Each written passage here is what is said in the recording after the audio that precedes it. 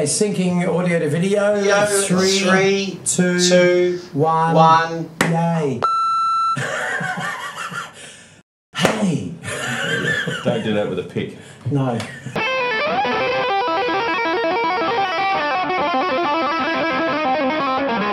We're talking about Mr. Jong Ratajczyk. He actually lives in Redbank, Ipswich. We're in Brisbane, Australia. So what amp are we talking about? This was built for me. This is called the Xpress Reverb. So Robbie's nearly famous. He's actually had an amp built for him. So I guess that would be technically signature series. Maybe you should sign it and you could have a signature on it. Yeah. Well, I put purple all over it, so, you know. I don't know what he's trying to say there. Me neither. So we're in my studio right now in the Den of Mars with flying drums. The bass drum fell off the top shelf. That put a kick in our stride. Rock and roll. Why? We're actually talking about Jong Ratajczyk. That's him. Or Ratajczyk, as my wife calls him. He's happy just to be called Jong Rat. Well crafted, hand built, point to point hardware that's actually just made down the road. I guess what we're getting into here is the amp is single channel. Let's talk about the guts of it. So how many valves are in it?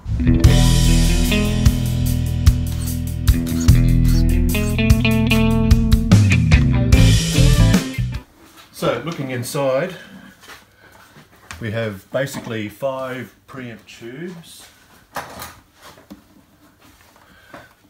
V1, which is just behind there, and V2 form the gain stages. V3 is the send and return. V4 is the reverb driver and recovery, and V5 is the phase inverter or driver for the output stage. Okay. So what's in the power stage? In the power stage is a pair of EL34s. A pair. And switchable, already internal on the back, is also a pair of 6 V6s. When you say switchable, do you mean there's all the valves in there so you can actually choose which voice? Yeah, more is always more. They pair up quite nicely, to be honest. So that's all in the power amp? But not on together. You switch to choose. There's a special transformer built for these. They have 3 different power scaling in the transformer for each of the side of the valves. So there's 6 different wattage outputs available. And action. Okay, so what we have here, we have a 2-stage power switch and a 2-stage standby switch. In both lower modes, in the 6v6 mode, we have 9 watts in that position. Then we have 11 watts. Then we have 15 watts. And then we have a maximum of 18 watts, all on the 6v6 setting.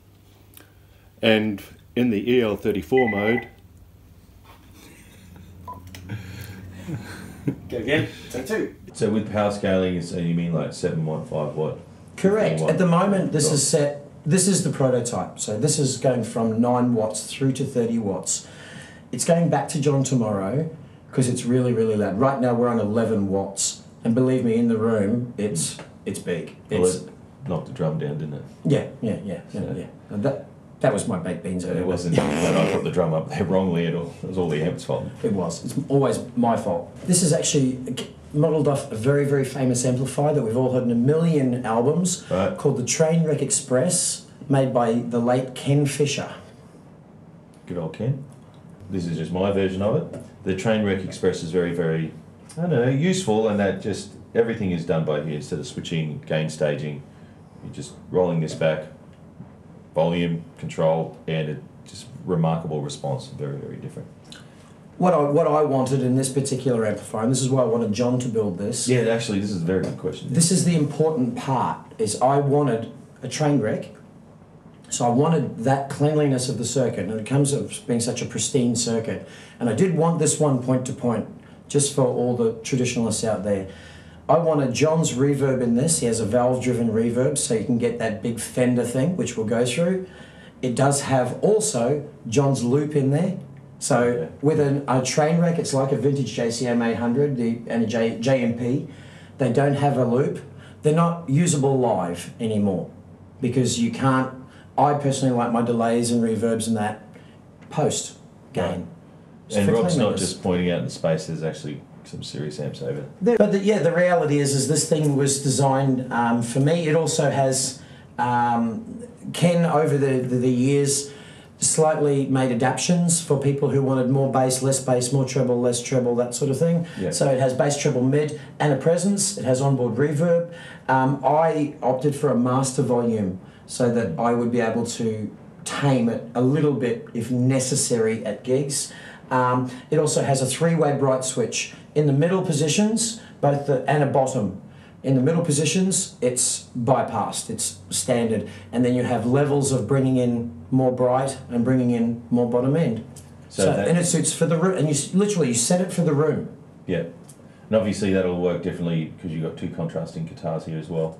Funnily enough, we're going to see a slight difference here in what's going to go on, because with this particular amplifier, but it will do that whole, so if you wanted to run 2 amps, let's say a basement or a twin on the side as you clean, and then have that set, and I've done this and it is so good to do the 2 amp thing, and you A-B between them for your 2 channels. But with a good guitar, like a very high-end guitar, I can turn up with that on its own and do a gig with nothing. And another thing, before we actually get into doing the sonic testing, is just to highlight that John's business is just literally down the road from here, so I don't know, maybe half an hour. And what Robbie's highlighting is that it's a boutique amp, but it's been customised for him. So where does that happen? John can do whatever you want, right? Yeah. Especially with an amp like this. This particular amp is point to point.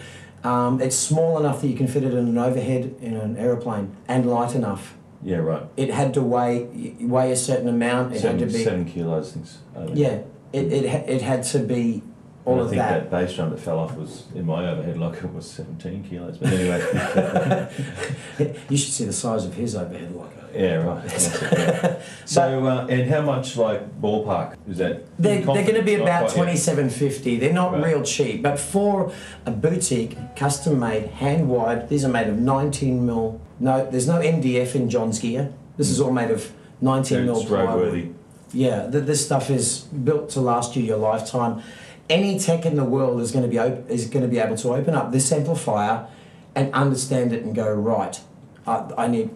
If a cap goes, if something like that goes when you blow a valve or something like that, he's going to go, oh, okay, right, it needs that. So it's retro, old school, easily maintained, should work forever ever. Like the Extreme that we've done in a previous video. These are actually built to last in your life. These have stainless steel chassis. There's actually no mild steel parts on this. These are all stainless steel parts. They're just built to last. They are tanks. Oh, that's a good point actually. It's stainless steel, like on the faceplate and stuff. So. But that's actually the chassis. Yeah, right. They're the chassis. It's not just a faceplate then, is it? So no, it's not just a pretty faceplate. Outputs on the back. There'll be a picture inserted now. What can you tell us on the back? On the back you can put in 4, 8 or 16 ohm cabinets, as you so choose and desire. Which is pretty standard, right? Pretty much. Yeah. It has an effects loop, and that's pretty much it. In a little bit of true tradition to Ken Fisher, on this we actually have, remember the old Dymo labels? Okay. That's how Ken used to label the back of his Expresses. Okay, yeah. It's actually Dymo labelled on the back for all your, on purpose. So it's just a little nod to Ken. John's, it's like...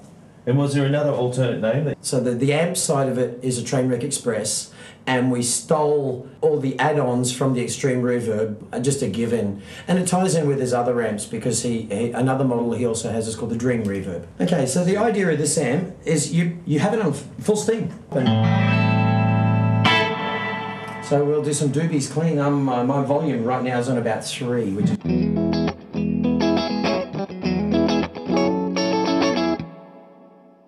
That reverb is so lush. I'm just going to take a little bit of the reverb out because we're going to bring the gain up a neck bit.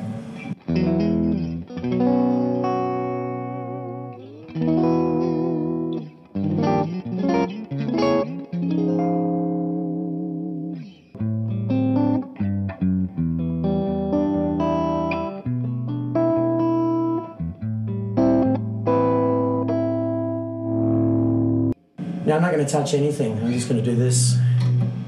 And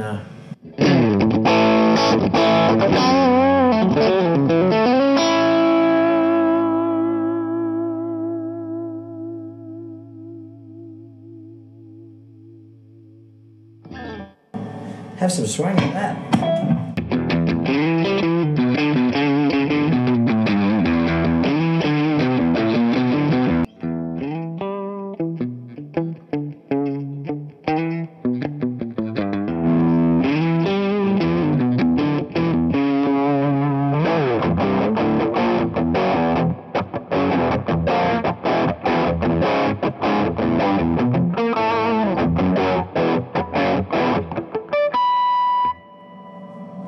like it, like it. It's now, if you'll go down to the pedal board, please, Irene. All I have in this rig is both of my Ratajczyks use the exact same rig. I have a D&M drive and an El Capistan in the loop. So we'll give it a little bit more love. We're going to hit it with a clon now. I'm going to come across here, and this is quite cool. So we got this as our bass tone.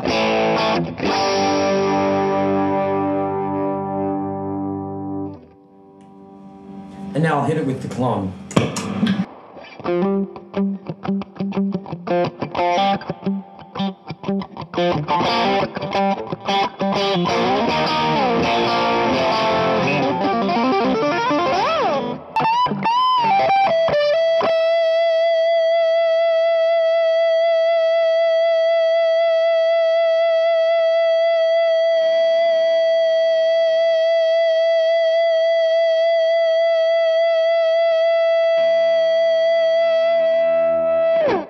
Okay, so Doug, you're going to love this because I know this is right up your alley. So we'll give it full beans and hit it with a big humbucker and have some fun.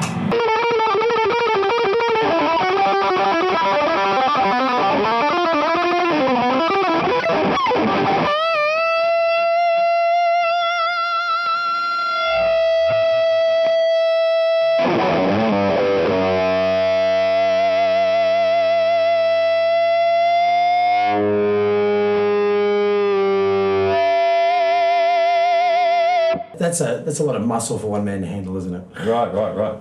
The train wrecks. They don't have a master volume. So we've named the first one as volume.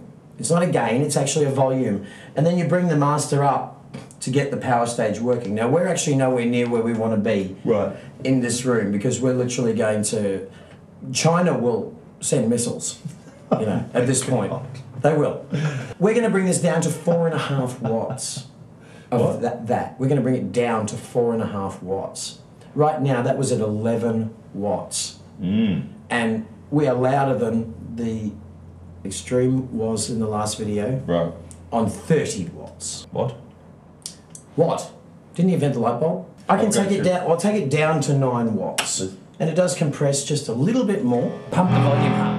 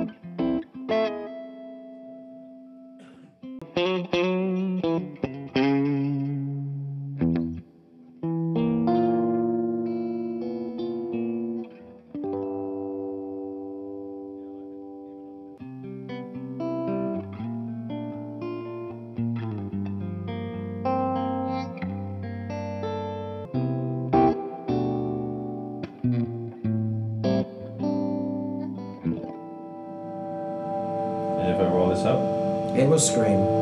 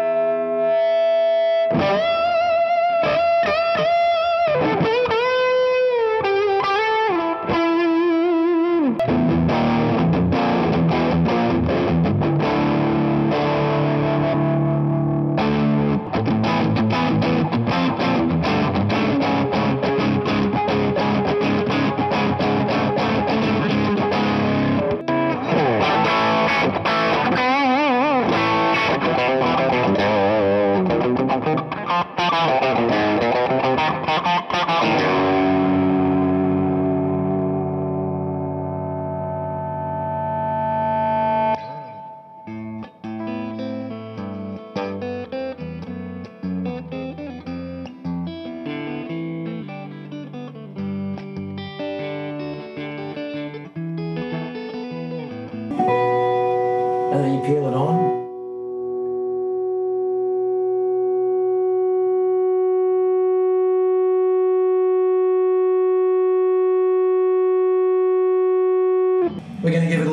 delay now, and we're just going to use the amp.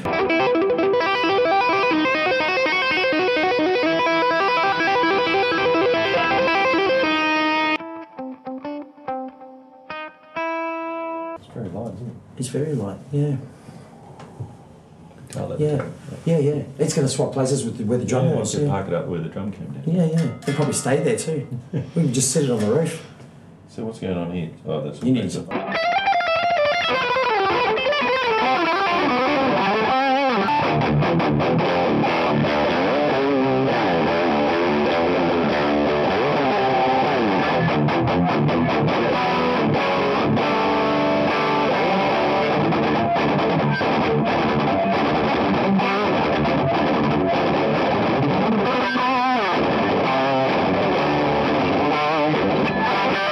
Can I just go and actually grab your other Les Paul? Yeah. Just so we hear the I know difference. it's tuned, but yeah.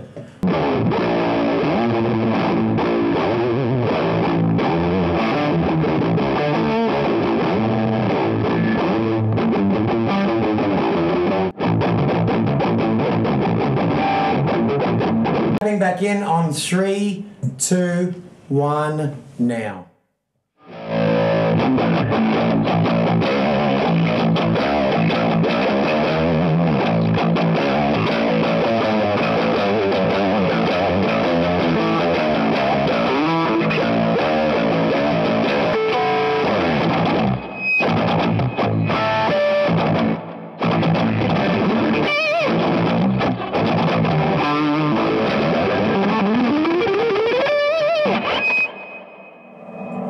Killer? Yeah, that's good. I've been Rob. That's it. I'm Doug. See you next time.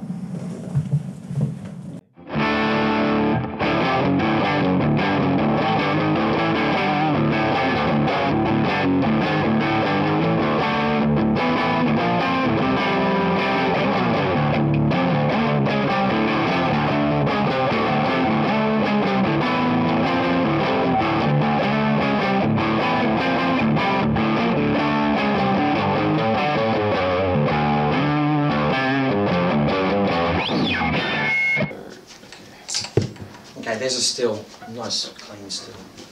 I love this phone. Perfect.